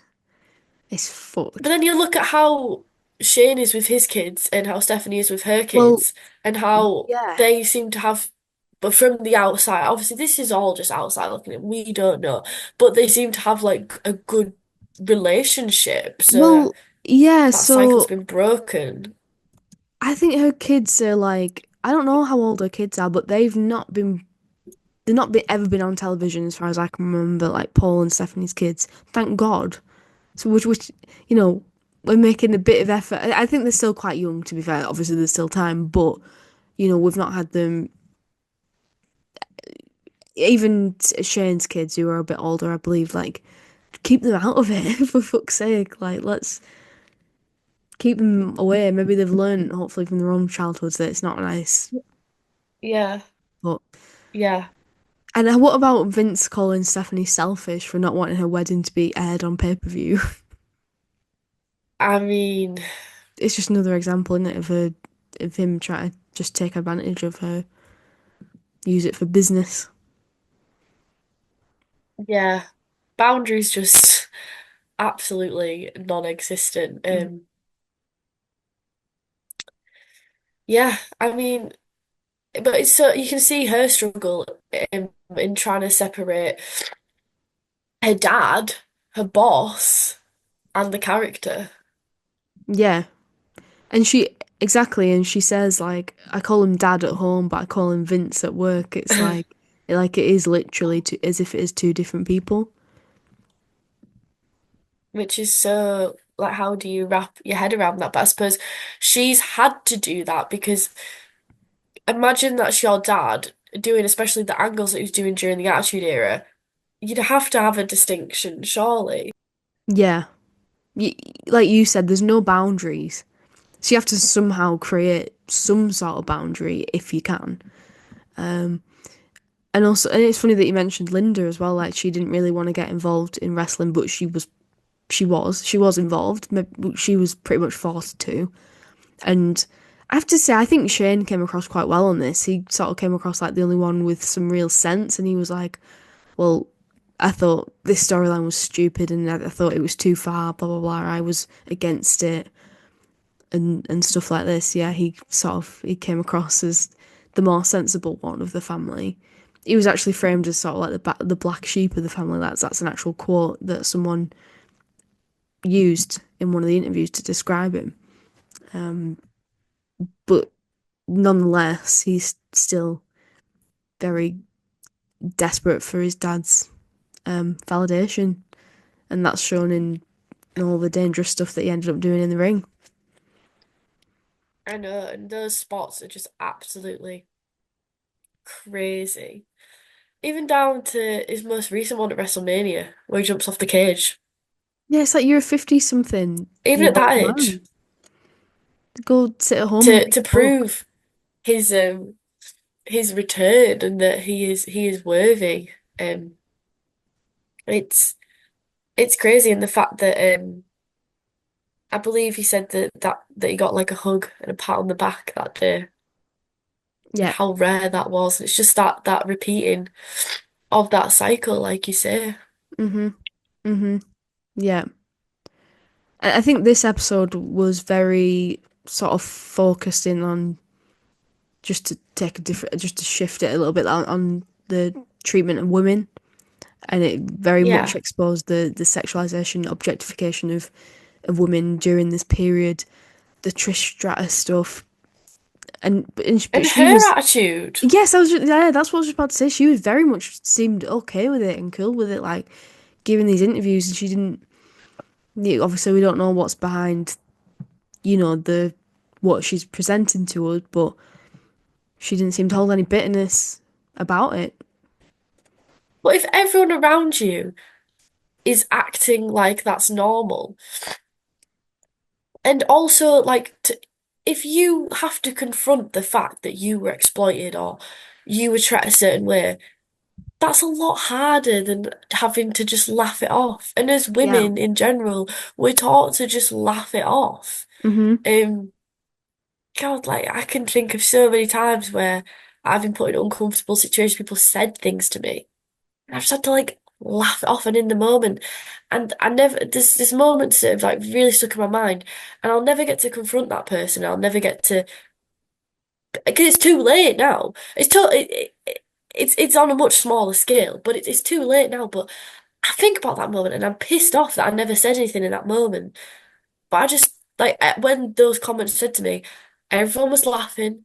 I laughed, ha ha ha, and it's just it's just more comfortable that way. And when it's like deeper trauma as well, how do you like you have to unpack that, and that's so hard to do. So in a way, while it is sad that she had that approach, I don't like.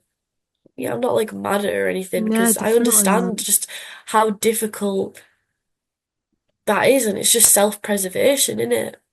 Yeah, yeah, for sure. And that's the horrible paradox of the situation. Like you said, it's easier just to look past it instead of sometimes admitting to yourself, let alone to other people, what you've been through. Yeah, it's really difficult, and just yeah, there's some of the way they unpacked some of the stuff that she went through with her storyline with Vince was really just disgusting. And Meltzer put it in a really good way when he said, that was the audience. The audience was guys who fantasized over hot girls, but also kind of hated them because they could never get a hot girl. And so they Oh, wanted to ain't see that the them. truth? Yeah, exactly. And they wanted to see him get humiliated because of this. And that's what a lot of the programming was just degrading women in, not just a sexual way, but just treating them like utter shit and really embarrassing them on TV. And the storylines as well of Trish coming in being a mistress. Pair that How with the close is Playboy that? interviews of 2001 when he opens up Exactly. about his affairs and says they were unrelated to in-ring storylines. Look at Stacey Kiebler, her coming in as a secretary. How on the nose these storylines are. Yeah, And he probably got off on that. He probably got off on the fact that he could do it in plain sight and no 100%. one call him out on it. Yeah, definitely, definitely. And Paul Heyman's sort of point on this was like, Vince has only ever had one truly monogamous relationship with the business. It's like, oh, for fuck's sake. And the way he put it was he doesn't own the business owns him. Like he's so all consumed in it. But then I still don't think, Paul sort of implied it but didn't interrogate the fact that Vince, has cheated on his wife many, many, many times, has had many Yeah, and they've been affairs. together for so long, haven't they? That's so crazy to me. Is like they literally met when I can't remember how old she was, 17 when they got married. Younger than that, I think, even younger. But yeah, Yeah, and they've been together this whole time. And as I said, she must know about all these ongoing. So clearly it's a I don't my take on it is I don't think like I think she knows. I think she knows that he runs around town and I don't know why they've got that relationship. It must be some kind of mutual beneficiary or something. I've read that I don't she's know. recently sort of threatened him with divorce. Like, if you continue with this sort of thing, I will divorce you. But obviously, it's been Yeah, going but on for that's just for decades. a political career to look like she has some Mm. fucking spine. But I don't Most know. likely. I don't know what the sitch is for that, guys. But But then they were Yeah. just playing this on TV, like, oh, Vince with and his mistress, and we're gonna have a match, and And Linda was loving it. She was like, "Yeah, why don't you slap me in the face?" Like, what? yeah, she was like, we want to get a reaction out of you, even if it is disgust. It's like, for fuck's sake, Linda. And she was the one who was most detached from it and being like, oh, I wasn't really that keen on it. But even she was so involved that she was like justifying it by saying, oh, it's all about the reaction, the emotions that we make you feel. But I think that's just because Vince has said that, and so people have just believed it, and that's like blurred the the morality So of true. wrestling because it's like, where do you draw the line with heel work, you know? And the recent Dynamite with uh Jericho bringing up Jay Briscoe, and obviously I believe they had Max Blessing and that, but it's like, where do you draw the line? I don't know. Yeah, exactly that. And with Vince, there's no line. He's like, you push the envelope as much as possible. It doesn't matter to him, but uh, that doesn't mean that it's right. Yeah. During this time as well, we had the decline of WCW. His ego just out of control, which I think is leading into him being so brazen with his acts on screen, off screen. Then he also started the XFL. This man is on an absolute megalomaniac, Mm. narcissistic trip of his fucking life at this point. For And sure. also, In like, how WrestleMania 28. how arrogant Yeah. was he when he was talking about it? And he was like, "Yeah, well, I just expect to win. So it's not like this big moment. Like, yes, I won. It's more like I just knew I was going to win the whole time." How arrogant can you get? Yeah. Crazy. And WrestleMania 28, Rocky vs. Hogan. Then we step into the Ruthless Aggression era. Um, and another thing in terms of Shane. Paul Heyman narrating the argument that they had, a Oh creative my God. argument, and Vince McMahon saying, "Stick a knife in my chest because that's what you're doing right now. And if you don't do it, you don't want it that bad." This Yeah, is what I mean by just absolute, like, off the fucking deep end at this point. yeah, and it was like they disagreed about something creative, didn't they? And Vince was like, "Well, if you want to do this, you're gonna have to kill me right now. So just do it. Just do it. And if you don't, then I know you're not man enough, and that's going to be a problem." And then he was like, "So you're not man enough. I would have done it to my dad if I had to get rid of my dad to get what I wanted." It's like, what? But I think that's the That's thing, though, isn't it? He's in a out of paradox with pocket. him because he says as well, in terms of other people running it, he's like, none of these people can run it because they haven't built it from the ground up. They don't understand what it takes. Mm, Shane is a nepo baby, he has grown up in objectively more privilege than Vince has, although he's had yeah, his own tribulations. But I suppose it's that paradox of he wants his son to become big and overtake him in the way that he did to his father, but also he doesn't want that because yeah, he's his Vince is his own man and Vince has created this, but I think deep down that's like he wants to die almost like a warrior's death, like his dad on his deathbed and being yeah, like, "I'm proud of you. Like you did it." It's so weird. It's so fucked up and weird. But I think that's like honestly the psyche. Meanwhile, Shane O'Mac just wants his dad to pat him on the back and be like, "I'm proud of you." yeah. And moving into episode 6, like when Shane had his big comeback, and the crowd really popped for him and all this nonsense. I mean, I found that really difficult to watch because, like, during this time, WWE, the product fucking sucked. And I was like, why are we going deep into this? But then, as it sort of came more towards the end, I was like, okay, I understand the point is that Shane's had to do all this just to get some semblance of validation from his dad and how emotional that was for him. And you could see how emotional he was just talking about it. So, yeah, I did sort of think who fucking cares about Shane versus Undertaker, but the point being that Vince hasn't been able to, he hasn't really he's been a shit dad, and this is the result, a grown ass man who is still desperate for his validation. It reminds me of the Iron Claw almost when Yeah. the ending of the Iron Claw when Kevin has his children and they're like playing and he starts to cry and he's like, I'm so sorry, I shouldn't cry. And the kids are like, you can cry. Oh my I God, don't no, let's not know. talk about that. That I'll start sorry. crying. That was like kind of Oh, like, when he was with his boys and like they went out for his yeah. entrance and you could just tell like they have such a different relationship and like how that must be so healing Yeah, for Shane because thank he's God. never going to get that validation from his dad. So at least like it seems from the outside looking in, at least he has that from his kids. But just going a little bit further back in the timeline in episode 6, just want to touch on Chris Benoit Oh and yeah. the denial of CTE. Yeah. The whole discourse around CTE, which I think, you know, travesty of Chris Benoit, not getting into that, but getting into the aftermath of that, the the way he was like, oh, he was just nuts. Just went crazy. Just Just went went nuts. crazy, mate. Oh, And I know everyone's there's got all this dark like sides. scientific research. I know, yeah, because you've got a bloody dark side. But it was just, and like I say, Stone Cold just being like, don't believe in it, mate. Don't Yeah, believe in he it. literally said, "I'm What? not a CTE guy. I don't." Yeah, like Well, like I'm not a Paul Haim guy, I'm not a CTE guy. Like that's not a thing, babe. That's not a thing.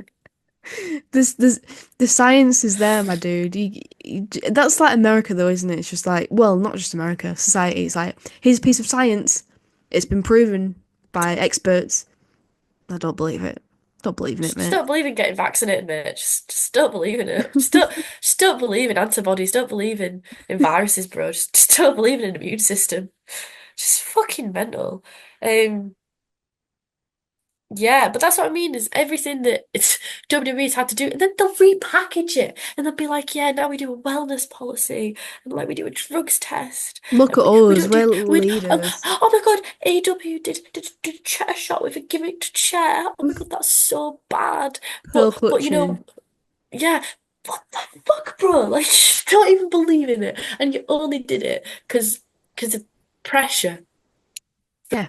and because it was going to hurt your pocket. That's the only reason you ever done anything.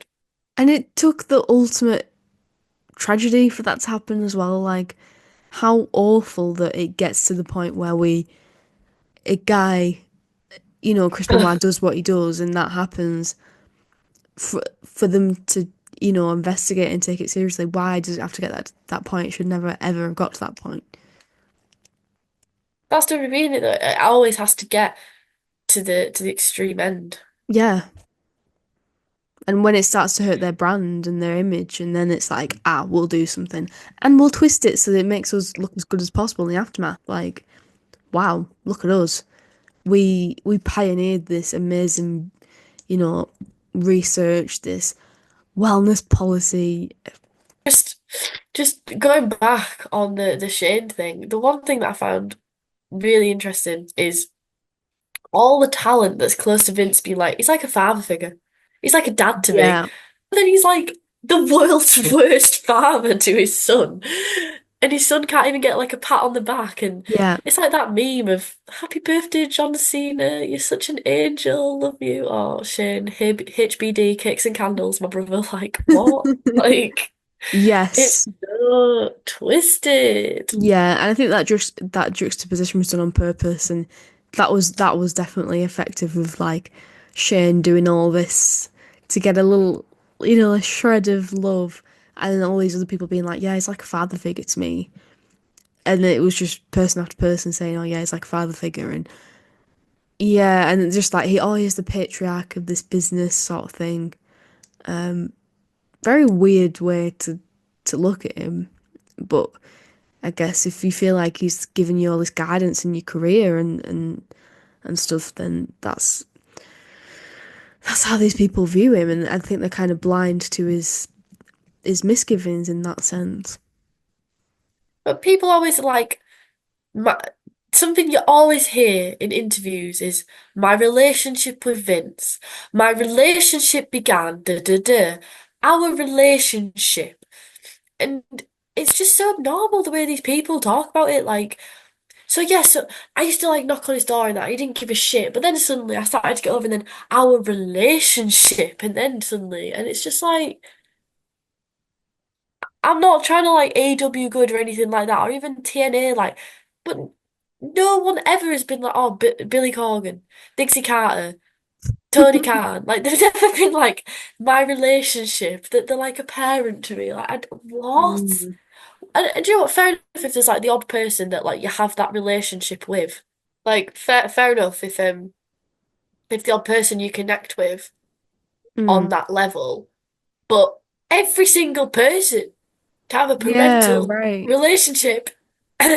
Sorry, my throat, but it's just like a straight up cult. It's a cult, bro. Yeah, I think it's because like he has made it so that it's sort of like nepotism in that like you have to have a good relationship with me to be successful. So it's kind of like these Yeah, people, you're not getting yourself over. yeah, and you have to kiss a bit of ass to get anywhere near where you want to be. So people do build this relationship, and then once they get to that point where they're successful and they're looking back and they're telling the story, they have to keep it up. They have to keep the good relationship up, or else he can take it all away from them. He can pull the rug from underneath them straight away. So they have to be like, oh, love Vince. He's my bestie. We've got a great relationship. Yeah, and I understand like you need to have some kind of relationship with your boss and you need to have But some you respect and some formality there, but you don't really it's though. all about power and control. Exactly. In most normal places, it's not like that. Like you have to be friends with your boss. You have to have deep conversations with him. They're like a father figure. But Vince has crafted it so that in WWE, it used to have to. It used to be like that. Like you said, it's like a respectful relationship with your boss in any other normal place. It's just a complete indoctrination though, of people. Yeah, Like they'll talk about this and they just won't see anything wrong with it. And yeah, me and you talked at length about Rebecca Quinn, Becky Lynch's book when that came out, and even yeah. her, the way that she spoke about Vince in there. And this was at a time when allegations were ongoing. They were rife. And even now, like the way Mick Foley speaks about him, and Yeah, you it's know, Mick really Foley's such a great guy so outside of the disappointing. ring, and but it's like it's disappointing, but it's also like I don't know, it's disappointing, but I struggle because it's like with Trish Stratus, and I just struggle because You feel for him. they're victims, Yeah, they're brainwashed, like he's he is emotionally exploited these vulnerable people with traumas and yeah. weaknesses. He sees that weakness and he's zoned in on it. And it's very telling when he's like, I've got three computers running in my mind. There's one that tells me what I should say, there's one that tells me that I want to say, and there's another one. That was very weird and very creepy. Another one. Like that is so scary. That is like yeah. And then like not long after he said that, the interview was like, "So what else are you thinking of right now?" And he said something like, "Oh, I'm having sex." Just openly, outwardly said that, and it's like, dude, what? What do you mean? Like, how can you say that? You just say that and it's fine, and you just don't think it's weird. You don't think maybe you should keep that to yourself? Your brain number two's not telling you, "Oh, keep that one to yourself." But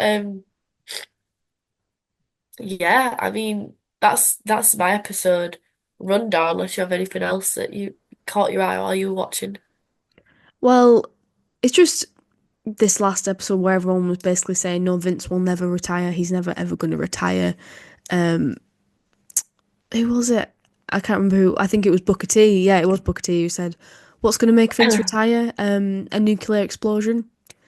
And then obviously, like 2 seconds later, they cover how the news hit when Vince retired, and the irony of that, and that kind of speaks to his guilt in a way that he's said for so long he's never going to retire, and with the allegations and things, he stepped down, and how aggressively he fought against previous lawsuits, but with these ones, it's not been like that. It's it's I don't it's think it's sort like of very guilt though. telling. I don't think But it's personal guilt, oh no, I don't mean if that's guilt as what you in meant. no, no, I meant No, guilt as in I like thought that's what you meant, but I just wanted to yeah, I clarify. meant guilt as in like not innocent. I mean like in law, in terms of the Yeah, yeah. law, he did the things that he has been accused of. I He definitely fought don't the think law, yeah, I and the definitely law don't think won. he feels any remorse for anything. Yeah. Yeah, and then I guess like the last thing that the document touched upon, I suppose that we can touch upon is the legacy of Yes, Vince McMahon. And I found it so interesting how they all struggled with that. yeah, they really did. All of them hesitated, didn't they? And yeah. So What do you what's think the legacy is? that's what I was about to ask you. Go on, you first. God. See, I'm struggling with the question, so I can't even like, dunk on these wrestlers for struggling with it. Because I think that my perspective is probably obviously going to be different having just finished watching this documentary and my positionality as a person, like my age and things and stuff like that is going to be different to a lot of other people. For me, his legacy has been tarnished irreparably. And even before all this, I still thought he was a piece of shit. And I don't know, I kind of just see him as a rapist now. It's hard for me to look past that. And, this documentary just shared the things that he did in the wrestling business. And can't remember who it was on the doc who said, oh, he's the greatest wrestling promoter of all time. And I guess I can sort of see that, but I don't know. I don't know. I think his legacy is the brand of WWE, I suppose. I think his legacy is, I agree, one of the greatest promoters of all time, objectively, in terms of how he's treated people. No, but in terms of being a businessman, the stock of WWE, the reach that it has, the money that it generates, he set out to make fucking money, and that man made money. Yeah, And he made it off the backs of many people, and he broke the backs of many people to get there, as yeah, many fucking billionaires do. But he got there. And he did that. I think the legacy of Vince McMahon, as I've said, is his ethos, the yeah, mentality of WWE, as I said, that goes from this old school mentality of hazing, respect the business, bro, to to younger talent, to the fans, to the tribalism, a lot of the toxicity, and a lot of these outdated mentalities that live on. I think his legacy is American wrestling. yeah, WWE is yeah, American wrestling, as you say, the company, um, for sure. But I think the legacy of Vince McMahon is, as you say, you can't get away from the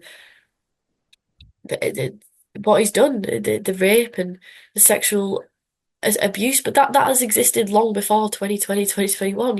yeah. That has It has. existed for years and decades, and it's not an isolated pattern in wrestling. I mean, you just look at fucking P. Diddy and Epstein and these elite people, and just how deep this runs, this exploitation um in the Yeah, hands of powerful people in the entertainment industry, and that is also a huge crucial part of his legacy. And overall, I think, as this documentary is entitled, his legacy is the character of Vince McMahon, of which many people will watch this episode and they will have their own, as you said, personal feelings because their age range and they were a child growing up, a teen, watching the Attitude Era and the relationship that they would have had with Vince and his character and how they'll look upon that positively. yeah, Um, that could not be underestimated, but the legacy of Vince will live on for a very, very long time through people because I've I've just like convinced myself I'm like WWE is like a cult, man, and yeah, like I said, the people. The Seth Rollins, the John Cena's. I'm not even talking about old school guys. I'm talking about just guys that are in the locker room right now. And the way that when they probably retire, they will go into a management role and continue the cycle. And to No me, that is doubt. another legacy of Vince McMahon is cycle, the cycle Mm, of abuse, the cycle of his father-son relationship. yeah, that This generational trauma in these a way. yeah, generational trauma and how that ain't going to stop because, as I have said so many times, it frustrates the shit out of me.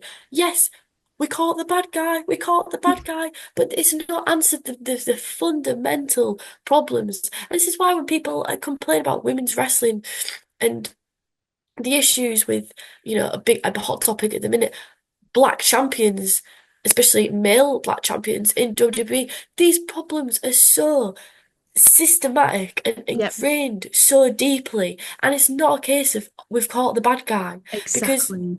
those, I can't even word it, those manifestos and those ideas, they live on through other Yeah, people. And not that Vince fucking created racism and misogyny. I'm not saying that.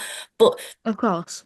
It is the handling inherent. of which he has had and inherent and of which overall legacy of that die-hard mentality of just defensiveness before all else. And, just it's so many news cycles. The swear thing of him being like, you didn't, of how critical they were of him being paid enough.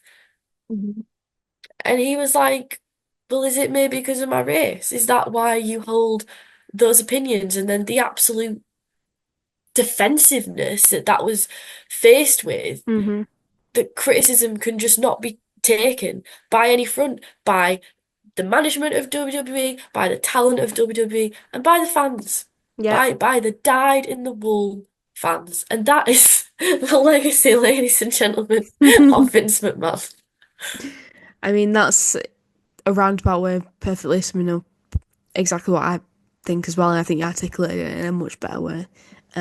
So yeah, you're absolutely right, and it's yeah, we're never going to escape this. So when Vince eventually dies, it's going to be, oh, he was the best man who ever lived, and it's going to be really difficult to read like all these statements of people being like crawling out the woodwork, like everyone just being like, he was the best. He did this for me. He did that for me. He's changed the business and all this, and you're not gonna. We're never gonna get away from that. Bruce Pritchard, they're in it. And the last bit, and that's so telling, and it ties into your point of him being like, when my wife had cancer, he made sure I got the best care. And that's the thing, these people, they don't see the bigger picture because he's won them over On a by personal level. on a personal level, yeah. And so that's why all these people are going to have great stories to tell. And those great stories to tell will overshadow all the shitty things that he did. Because in wrestling, it's not about what you do, it's not about, the ins and outs of your daily life. It's how you make people feel. And it's how he's made the fans feel. And it's how he's made the people around him feel. That's so true. And again, like that was just an instance of him throwing his money around, like getting the best care for Bruce Pritchard's wife. Like, thank God she lived whatever. Like she survived cancer. That's amazing. But that's just from getting private healthcare and spending a lot of money on it. Does that really speak to his moral fiber? I don't really think it does. No, because how much effort does that really take him? Not that much. He's just throwing some money away. Like, yeah, yeah, yeah, exactly. And Bruce being like, oh, this whole documentary, I thought it sucked. It's just a gotcha piece. What? Oh, that was just, I forgot about that. That was just crazy. It's like, dude, how a bit of self-reflection, like a bit of self-awareness. It wasn't it wasn't a biased piece really in I didn't think in the direction of we hate No. Vince at all. He was presented with facts of the situation and he was allowed to react to it in his own Yeah, words. that's so true. And like the victims, probably from their own choice, whatever, like they weren't given a voice in this situation, really. That I mean, Yeah. it's a lot to unpack. It's a lot. It has been a lot, but I really did enjoy watching it and talking about it. And I think before me and you've discussed, like, even before this documentary was, we were like, wouldn't it be so cool if they did like a deep, like, I think our thing was we said if they did they could do a whole season on Dark Side of the Ring just on Vince Yeah, alone. And this was like a Yeah. speed run version of that, so it was cool to see that. And yeah, yeah, it's like you got complaints, like it's annoying that certain people had biased points of views, and I do think they were challenged, but sometimes I agree, like there could have been a greater host of people there to challenge the narrative. And there's only so much you can go into detail about things, but I think Yeah. overall pretty good. And it's like, how Ian, you say Ian was quite shocked. What was his takeaway from the whole thing? Because he's kind of got a casual understanding of it, your partner. Yeah, he enjoyed it. He enjoyed watching it. He said that, that was good and like a good documentary, and he sat through it and was interested in it. He found certain parts really shocking and surprising, and I think his general impression of Vince McMahon hasn't changed, which he's taken off me, which was he's just a piece of shit. He's a billionaire piece of shit, and like he owns the business, and he's done a lot of shit things to get in the position that he's at. I don't really think that changed his perception. It sort of just validated that really. But yeah, I think it from looking at it from that perspective, I can see how like it would appeal to casual fans. But I hope it's not going to like damage the reputation of wrestling like in the mainstream like too much sort of thing, because we don't need that. Also, just the brief mention of AEW in it, I thought was amusing. Like the briefest Yeah. of mentions. There's there is now competition 10-second Yeah. clip of AEW. Yeah. Meltzer said but during Meltzer the was brilliant. Meltzer was cracking me up. Do you know what cracked me up the most, man? Sorry, Meltzer, when they talk about the exploitation of women, he's just like, I was never interested in that. Like, what are you on about? Like, shut up, Meltzer. Like, trying a white knight. Like, he just cracked me up throughout this whole thing. the I editing just is love very Dave Meltzer. funny, and he came He's across like hilarious. he came across A very much fucking like nerd. a nerd. Yeah, that's what I was about to say. He just came across like a massive nerd. But he did make a really good point. He made a lot of really good points, to be honest. But what really stood out to me was when he said something along the lines of like, during the period when there's no competition in wrestling, it's a lot less interesting. And like WWE thrives under competition, and that we've said that so many times on this podcast, and that's why I don't get why people dunk on AEW so much and they hate it. It's like competition is great; it pushes everyone to be better. And that Yeah. little mention of AEW reminded me of that. That's that. That's the October themed episode. If you have any suggestions, as always, for topics, wider topics in wrestling that you'd like us to talk about, we're thinking about next month doing a kind of career review of a wrestler. So we have a few picked out, but if you have any suggestions, that'd be great because we can write them down for future ones. We're hoping to just um run down a wrestler's career and uh personal life, and just do a deep dive on it, and rewatch some key matches. So that'll be a lot of fun. So any suggestions for that would be super cool. Yeah, let us know. Let us know if you've got any ideas for anything you want us to cover on the podcast. And as always, we're always really receptive to any feedback. And if you've got any questions you want us to answer on the podcast, please let us know. Last week we did a Q&A, so if you've not caught that, be sure to go watch that. We answered some really interesting and fun questions. And we'll be back soon with a Dynamite review. So if you haven't already, be sure to subscribe or follow us to make sure you don't miss out on that. And like, rate, etc. Share with all your friends. And yeah, as always, thank you so much for all the support. We really appreciate it. And we'll see you next time. I must bid you adieu, goodbye, you rock, and good night, bad. I wish you died in the womb!